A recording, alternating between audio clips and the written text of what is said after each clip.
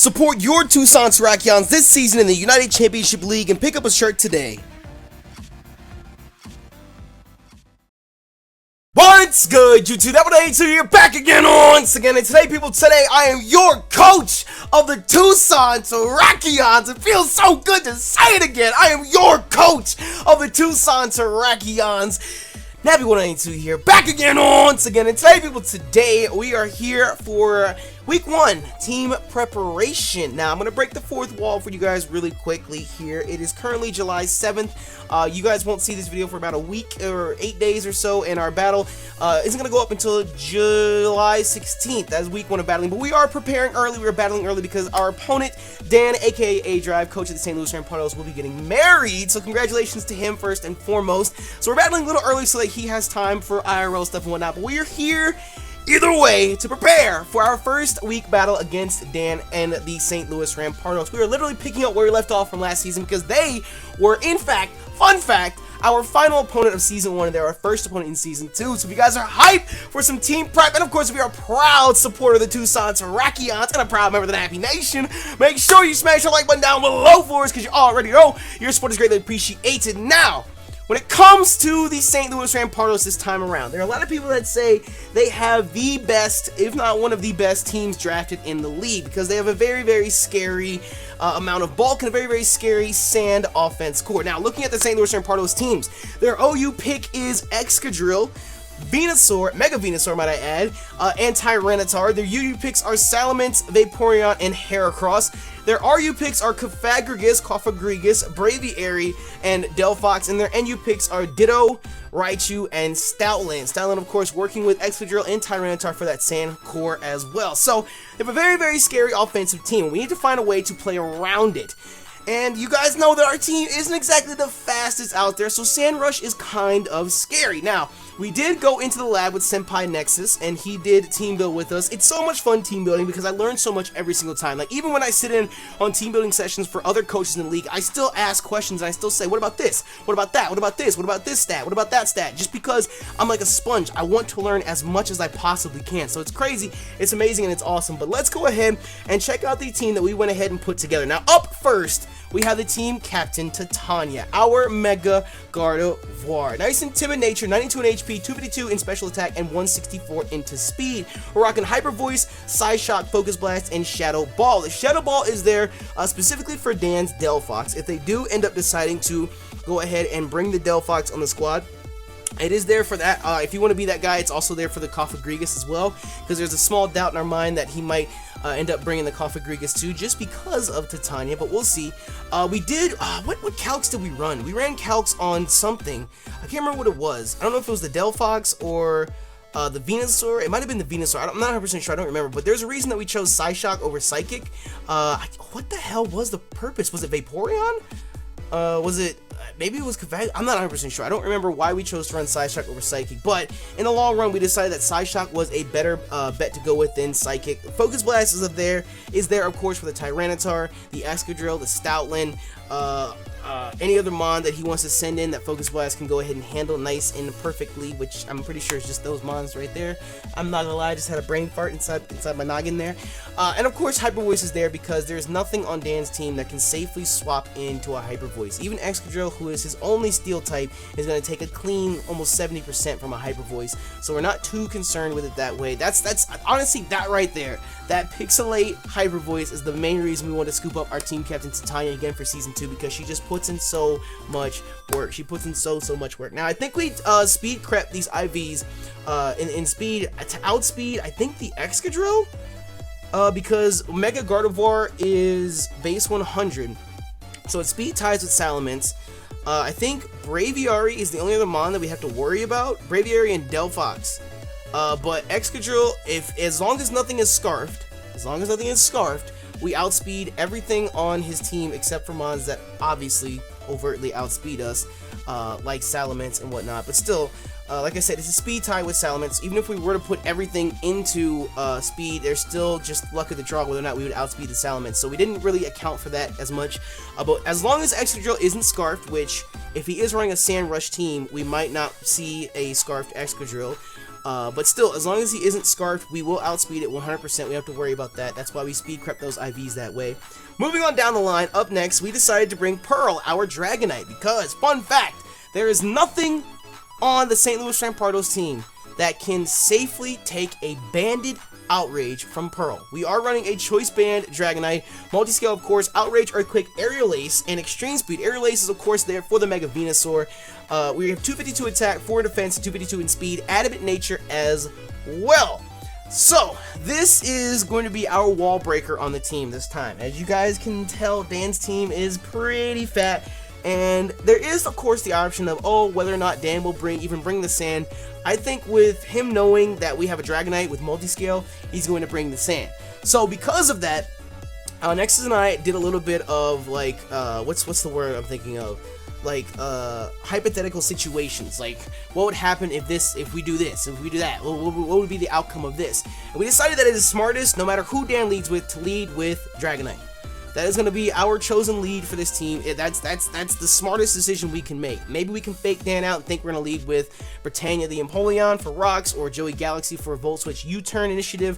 But the idea I think that Dan might go with is to leave with his Tyranitar to get the sand up instantly so that it can pop Pearl's multiscale, or just so he can set up and make quick work of us, or whatever the issue may be. There's nothing on his team that safely takes an Outrage. Everything, I think probably the Mega Venusaur, it has to be Mega Evolved, I think, is the only thing that safely takes a hit. If it's not Mega Evolved, it's doing a clean like 60%. There are some mons where it doesn't OHKO, but at the same time, it does at least half to every mon on his team.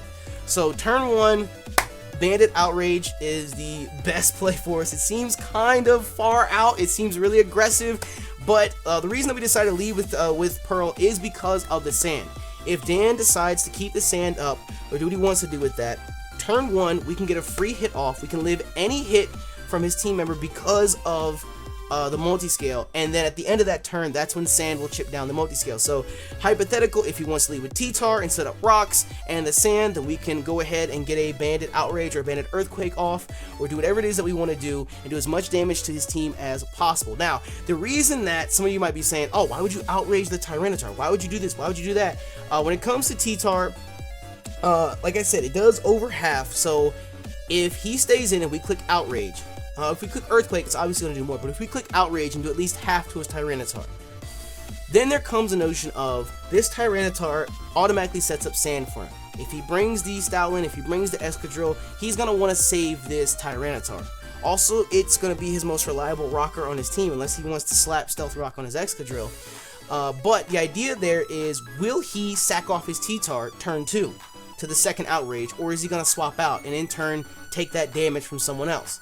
So again, the idea is, how much damage are we dishing out to his team? We can put potential dents in 2 of his mons turn 1 right off the bat. Now, there is the scariness of a Wish, Vaporeon. He could possibly heal some mons, so we have to play careful with Pearl. But still, I like the idea of leading with Pearl. We can hit hard, whether it's with Aerial Ace, Earthquake, Outrage, whatever it is. We can do a shit ton of damage to whoever he has on his team, and I like that. I like that idea. I like the notion of that. So, we just need to play careful with Pearl, because she is going to be our wall breaker, but still, she is our ideal lead as well for the team. Up next, we have Joey Galaxy, our Thundurus Therian. We're going to go ahead and Scarf Thundurus because of the idea of potential Scarfers on Dan's team, on the St. Louis Rampardos. Of course, if there are any Sand Rush mons, that doubles their speed, so that doesn't necessarily help us out too much, but still, when it comes to other potential Scarfers like Salamence, our base speed is 101, I believe, so we should outspeed Salamence 100%. And when it comes to, if he decides to run a Scarf Excadrill for whatever reason, maybe he wants to run Sand Force, then we absolutely outspeed him as well. So we should be able to outspeed pretty much everything on his team, unless he wants to Scarf his Delphox for whatever reason. We should, well, I won't take it back. Nips, I'm pretty sure, did that last season against us, just to outspeed us, so I won't put it past him, but still, unless he wants to Scarf that, we should be good to go. We outspeed the Raichu as well, which again, unless he Scarfs the Raichu, we should be good to go. And outside of HP Ice, the Raichu can't really touch us because of course we carry Volt Absorb, but we're rocking Thunderbolt, Focus Blast, Hidden Power, Flying, and U-Turn. So we are more specifically special. Obviously, U-Turn is just there for Switch Initiative, but we have Thunderbolt. Obviously, it's stab, it does a shit ton of damage. The Vaporeon is going to be a problem.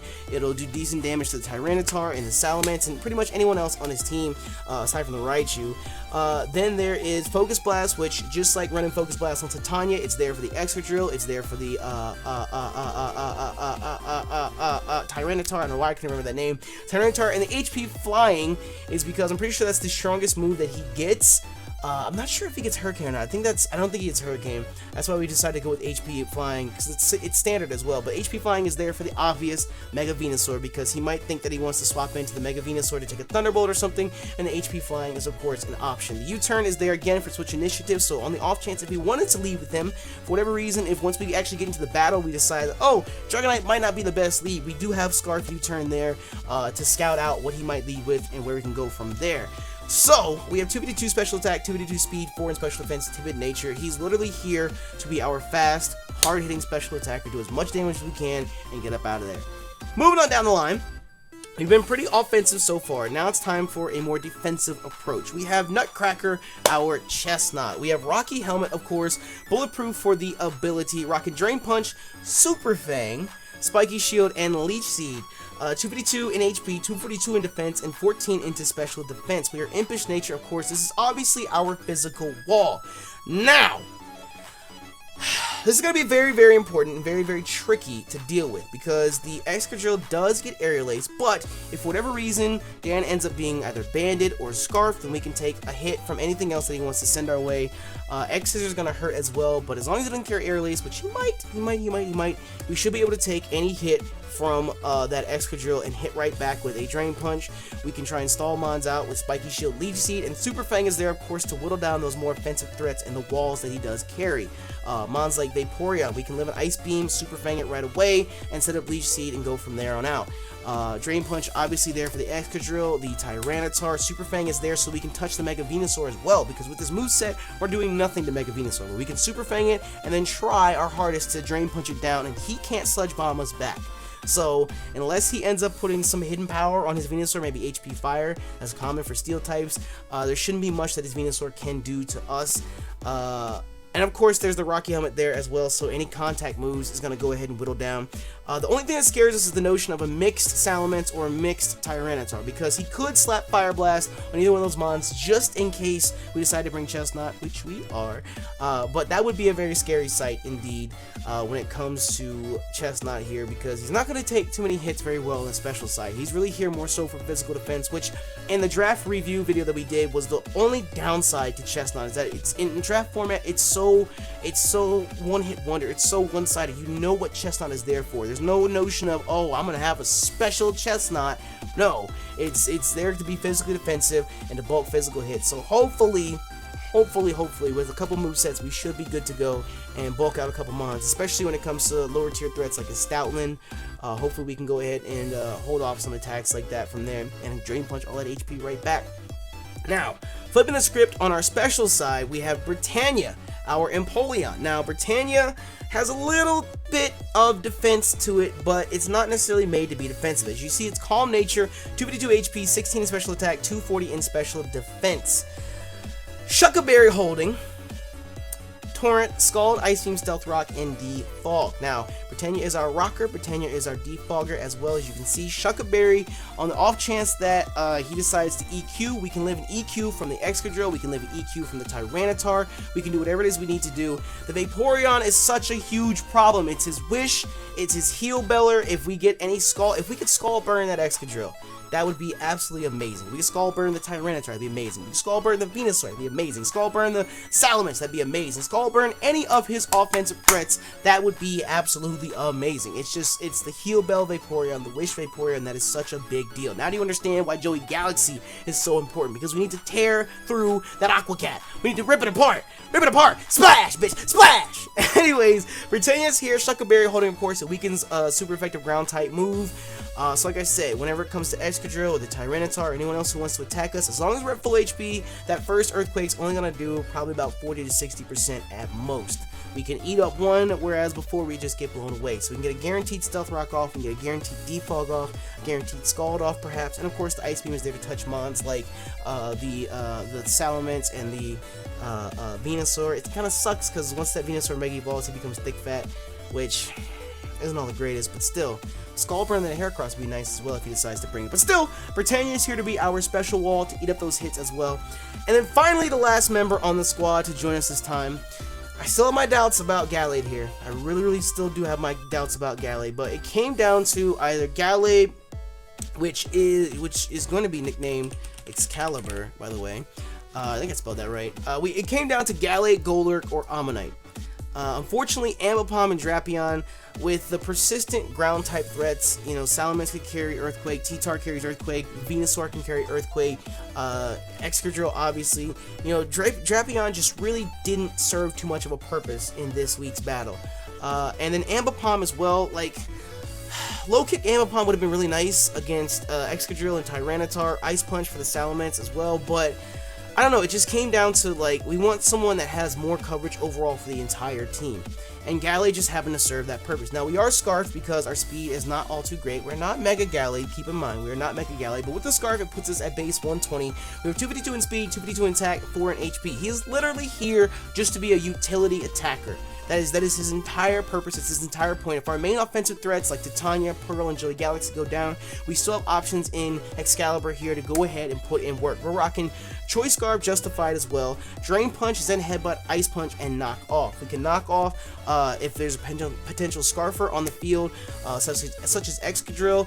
I mean, Excadrill outspeeds us, so that's going to be kind of scary, but if there are any mons like just a potential Scarfer or a Banded user or anything like that, Leftovers, Life Orb, we can knock it off, get it out of there. Ice Punch is there, obviously, for the Salamence. I couldn't remember the name for a second. Salamence for the Braviary. Drain Punch is there for the Excadrill, the Tyranitar, any mon that just needs to get whittled down. Zen Headbutt is there, obviously, for the Mega Venusaur too. So, if you couldn't tell so far, Dan's offensive threats, his OU picks, are really what we're focusing on, because if we can cover those, then we should be able to cover his lower tier threats as well. That's the idea we have going here. So hopefully Excalibur can come through, he can shine and show us, you know what, you were wrong, Nappy, you were wrong to have doubts, and hopefully I was wrong, and we'll do well with Excalibur here. But still, that is the squad for our Week 1 battle against Dan, aka Drive, coach of the St. Louis Rampardos. Hopefully, we can pull out a W. Last season, I really wanted to win our Week 1 battle, and we did. This season, I like to win our Week 1 battle as well, and our goal for the season is to at least go positive by 1. So hopefully, we can go 8-7, and hopefully, we don't start with a loss. Knock on wood. It's been a while since I've Wi-Fi battled, so I'm very nervous. I'm very nervous indeed, but hopefully, all goes well. I was talking to PK about the squad literally like 5 minutes before I started recording this video, and he had some doubts about how much bulk we have on the squad, because as you notice, 4 of our 6 mons are more focused around offense. So perhaps the way that we can bust through Dan's offense and his bulky mons is just to rip through them with as many wall breakers as we can. I don't know. I'm very nervous. Hopefully we play smart. Yes, I'm going to take my time. Yes, I'm going to think of my moves, because that's just what I do, goddammit.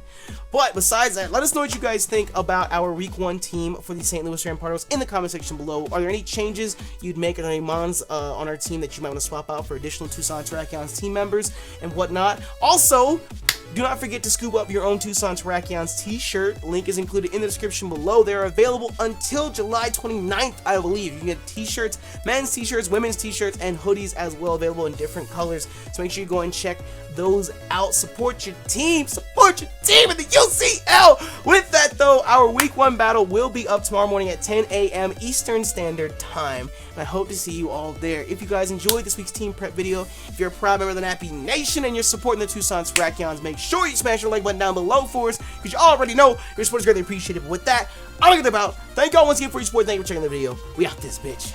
Bye!